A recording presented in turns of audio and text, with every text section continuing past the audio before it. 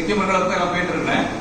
சரி, இந்த ஜோக் வந்து அடிக்கடி வந்து டெய்லி நைட் படுக்கும்போது ஒய்ஃப்ட்டு வந்து நைட்டு ஒரு ஜோக் சொல்லுவேன் எப்போதுமே. இப்போ கடந்த ஒரு 6 மாசமா ஜோக் சொல்றது இல்லை.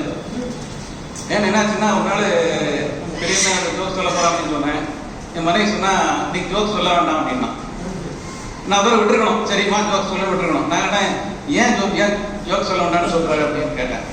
இல்லை, இன்னைக்கு கொசு தொந்தரவு ஜாஸ்தி இருக்கனால ஜோக் சொல்ல வேண்டாம் அப்படின்னு சொன்னான். சரி, அதுக்கும் ஏன் கேட்டக்கூடாது அப்படின்னு விட்டுருக்கணும். கொசு தொந்தரவுக்கும் நான் ஜோக் சொல்றதுக்கும் என்னடி சம்பந்தம் அப்படின்னு கேட்டேன். ஒரே நேரத்தில் 2 கடியை தாங்க முடியாது அப்படின்னா, இதை நான் ஏன் எதுக்குன்னு கேட்டதுனால வந்து வரேன். இன்னும் விஷயம் என்னன்னா, எனக்கு இப்போ ரீசெண்டாக வந்து திருமண நாள் வந்தது. திருமண நாள் அன்னைக்கு சரி எங்கேயா போகலான்னு அப்படின்னா, எங்கே போகலான்னு கேட்டேன். அவன் வந்து, நான் பீச்சுக்கு போகலாமா கேட்டேன், வேண்டான்டா. கோயிலுக்கு போகலாமா, வேண்டாம். சினிமாவுக்கு போகலாமா, அது வேண்டான்டா. சரி, எங்கே போகலான்னு கேட்டேன். மிருகக்காட்சி சாலைக்கு போகிறோம் அப்படின்னு நான் கேட்டேன். சரி, மிருகக்காட்சி சாலைக்கு போட்டுட்டு சரி போயிட்டோம்.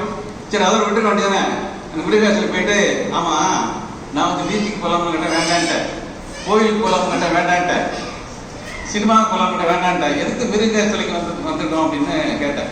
அது நான் இங்கே இருக்கும்போது நீங்கள் அழகா தெரியுறீங்க அப்படின்னு அவர். அதுவும் நான் ஏன்னு கேட்டக்கூடாது, இல்லைங்க. இந்த மாதிரி தான் அப்படி சில விஷயங்கள் அப்படின்னா